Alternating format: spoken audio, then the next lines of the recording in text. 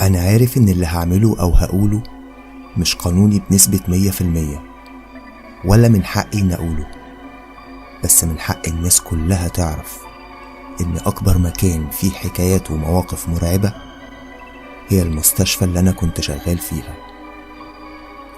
أحب أعرفك بنفسي في الأول. أنا الدكتور رؤوف، حابب أحكي لكم حكايات عن مستشفى الموت اللي كنت شغال فيها قبل ما أطلع معاش. أنا أشهر دكتور في الطب الشرعي. بعد ما اتخرجت من كلية طب درست تشريح وتخصصت فيه، نجحت جدا في المجال ده، وكمان عملت دكتوراه علشان أثبت جدارتي للجميع. بس للأسف ما كنتش أعرف إن الموضوع ده هيبقى بوابة جحيم هتتفتح ومش هعرف أقفلها تاني. لو انت أول مرة بتسمعني على اليوتيوب أو على فيسبوك، ياريت تعمل اشتراك في القناة أو تعمل متابعة على بيجي الفيسبوك، ولو انت بقى من المتابعين القدام فياريت تعمل لايك.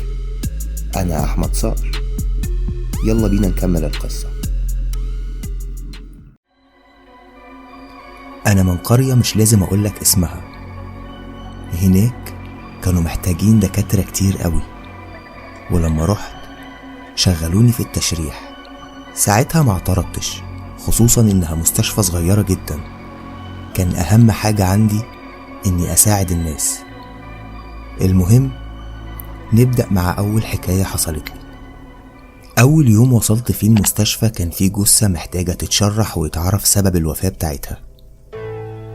الجثة دي كانت أب ل3 أشخاص، ولأني كنت قارئ جيد وباحث كمان في علم النفس، الضباط استعانوا بيا علشان أعرف القاتل وأساعدهم في التحقيق.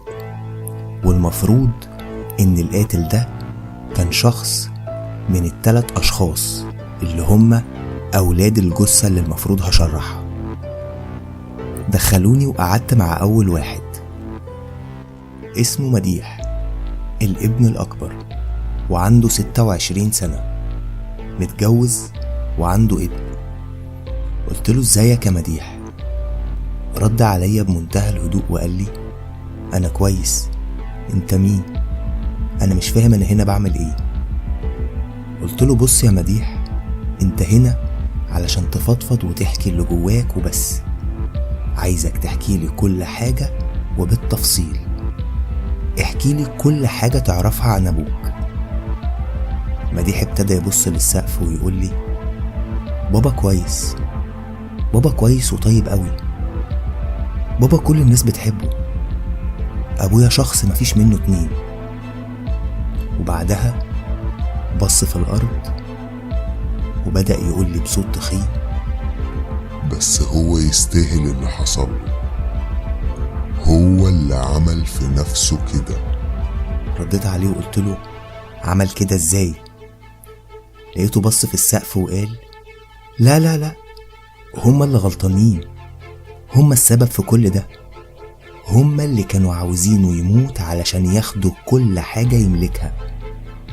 وبص في الأرض وبدأ يقول لا، هو اللي لعب مع الكبار وهو ما كانش قدهم، هو اللي دخل نفسه في متاهة هو مش قدها.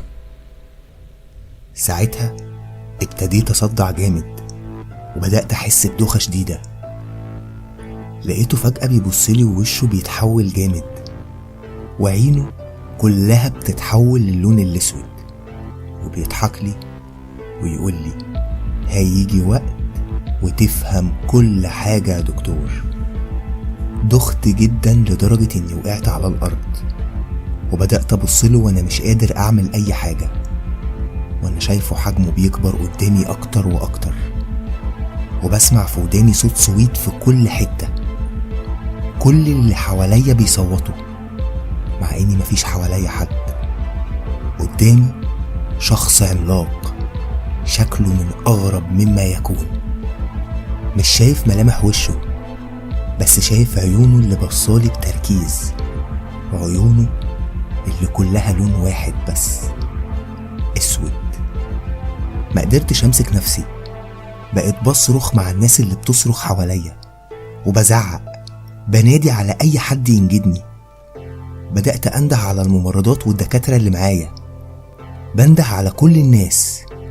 وبمنتهى الهدوء رد عليا بصوت تخين وقال لي: مهما تقول محدش هيسمعك، مهما تنادي محدش هيحس بيك. اعمل اللي تعمله، مش هتقدر تهرب مني.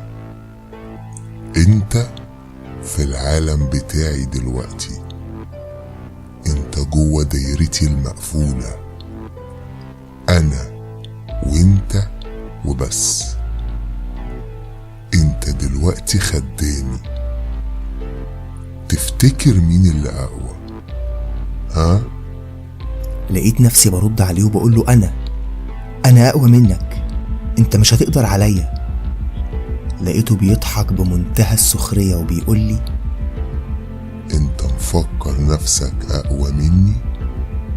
اقوى من الخناس؟ ساعتها ما كنتش قادر اتمالك اعصابي، حاسس ان الدنيا كلها بتلف، خصوصا انه بدأ يقول كلام انا ما بقتش فاهمه، كلام كتير وصراخ كتير حواليا، ومش عارف مصدر الاصوات دي جاي منين. وفي عز ما كنت مرعوب لقيت مي الممرضة دخلت عليا. لقيتها بتقولي: في ايه يا دكتور؟ قلتلها: في ايه؟ انت اللي في ايه؟ انا ايه اللي جابني هنا؟ لاني ببساطة اكتشفت لقيت نفسي على السرير في المستشفى. قالت لي: يا دكتور انت مغمى عليك من امبارح، دخلنا عليك الأوضة على صوت صريخك، ولقيناك كنت واقع على الأرض والمريض قاعد على ركبه جنبك علشان بيحاول يفوقك. أنا بصيت لها بذهول وقلت لها: تمام خلاص مفيش حاجة. قمت من مكاني وكنت دايخ شوية، دخلت أوضة الكشف وقعدت أكتب التقرير بتاع المريض الأول. كتبت في التقرير الآتي: المريض يعاني من شيزوفرينيا، وهي اضطراب نفسي حاد يؤدي إلى انقسام الشخص إلى جزئين بداخله، وهو موضع شك بكل تأكيد لأنه يعاني من هلاوس كثيرة.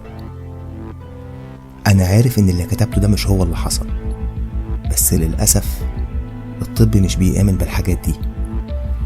قلت لهم يدخلوني للشخص التاني. الشخص التاني عوض، أولى كلية، أعزب.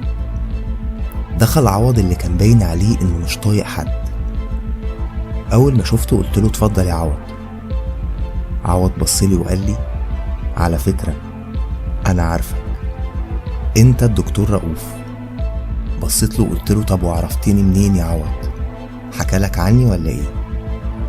قال لي: حكالي عنك. قلت له: طب هو مين اللي حكالك عني؟ قال لي: مش لازم تعرف. قلت له: طب حكالك عني ايه يا عوض؟ قال لي: كل حاجة من يوم ما اتولدت لحد النهاردة. قلت له: طب كويس يا عوض، برضو مش هتقول لي مين هو؟ لقيته بصلي كده وسكت وقال لي: لو قلت لك هتتأذي. قلت له: قول لي بس، قول لي وملكش دعوة، انا اصلا نفسي اتأذي. لقيته بيبصلي وبيبتسم وشفايفه مش بتتحرك، لكن كان بيكلمني، وبدأ يردد نفس التمتمات اللي ما كنتش فاهمها، التمتمات اللي كان بيقولها مديح. في لحظات حسيت ان حرارة جسمي كلها بترتفع، جسمي كله بيتحرق، مش قادر اتحرك، جسمي بيولع، نار ماسكة في كل جسمي، نار في الأوضة كلها. مسكت طفاية الحريق بسرعة وبدأت أطفي كل الأوضة، بس مفيش فايدة، النار بتزيد. في واحد واقف وسط النار مع عوض، واقف وبيضحك لي، بس مش شايفه من الدخان، أنا شايف سواد وضحكه وبس. جريت فتحت الباب وأنا بكح، مش قادر أخد نفسي. أول ما طلعت قابلت مي، لقيتها بتقولي: يا دكتور أنت كويس؟ قلت لها: أنا تمام يا مي، بس بلغي بسرعة، في حريقة والمريض جوه الأوضة. قالت لي: حريقة إيه يا دكتور؟ وبتفتح الباب عشان اكتشف ان مفيش اي حاجة في الأوضة. لقيت عوض قاعد مكانه وبيبتسم لي بنفس الضحكة. بصيت لها وقلت لها لا لا لا، انا لازم اخد دواء مهدئ بسرعة، انا شكلي تعبان. قالت لي طب تكمل بكرة؟ قلت لها لا، حضري لي نسكافيه ودخلي الاخ التالت بسرعة وطلعي ده. قالت لي حاضر. دخل الاخ التالت نادر، 13 سنة، اولى اعدادي، شديد التعلق بابوه. اول ما شفته قلت له ازيك يا حبيبي، عامل ايه؟ رد عليا بمنتهى البراءة وقال لي الحمد لله يا عمو. قلت له هسألك كام سؤال وترد بصراحة علشان تمشي على طول. قال لي انا عارف يا عمو انت هتسأل على ايه، بس هو مش هيخليني ارد. قلت له هو مين يا حبيبي؟ لقيته بصلي وقال لي انت ما حرمتش. قلت له حرمت ازاي يعني؟ قال لي انت مش قدنا ولا عمرك هتبقى قدنا، الأحسن ليك ابعد عن الموضوع ده. وسكت وما اتكلمش. وبعدها لقيت نادر بيبصلي وبمنتهى البراءة وبيقول لي عمو انا عارف مين اللي قتل بابا. قلت له الله، طب قول يا حبيبي، قول مين اللي قتل بابا. لقيت الولد بصلي وبرق وفجأة بص على السقف واغمى عليه. جريت اشوف ماله ونقلته على اوضة تانية بسرعة، وكنت متأكد ساعتها انه مش هيديني اي اجابة مفيدة. وللأسف جه الوقت اني اشرح الجثة اللي بقالها ساعتين بس ميتة، وريحتها كأنها بقالها سنين. دخلت اوضة التشريح ولبست جوانتياتي ومسكت المشرط. لسه هبدأ احط المشرط على الجلد لقيت الباب اللي ورايا بيتفتح. اتكلمت وقلت ياه، اخيرا يا مي جبتي النسكافيه، حطيه هنا واطلعي علشان ما تتعبيش. لقيتها مش بترد. بصيت ورايا عشان اكتشف ان ما كانش في حد اصلا. قلت عادي انا هكمل.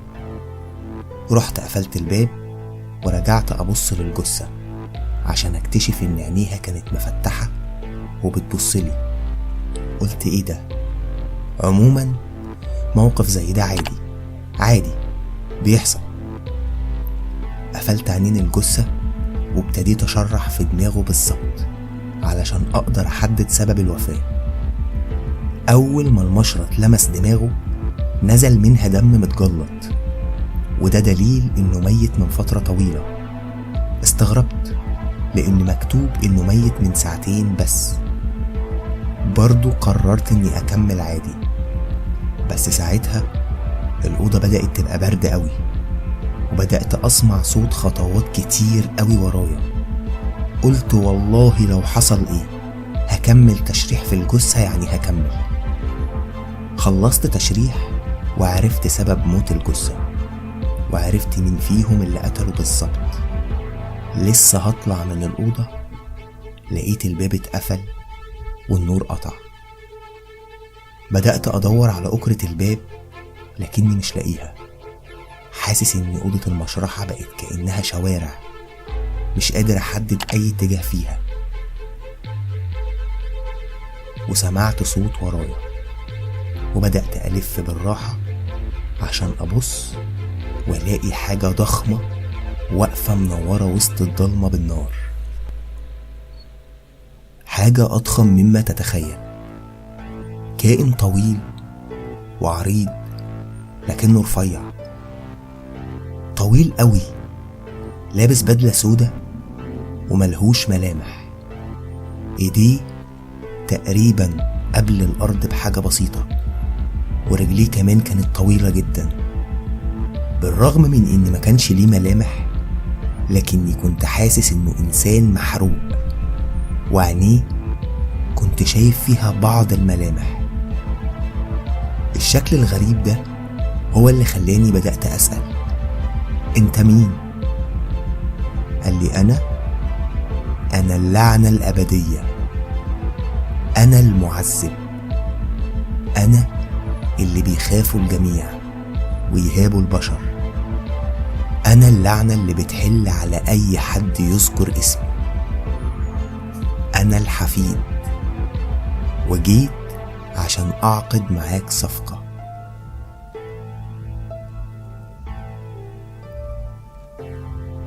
بعد ساعة طلعت من أوضة التشريح وبدأت أقول أقوالي في الجريمة.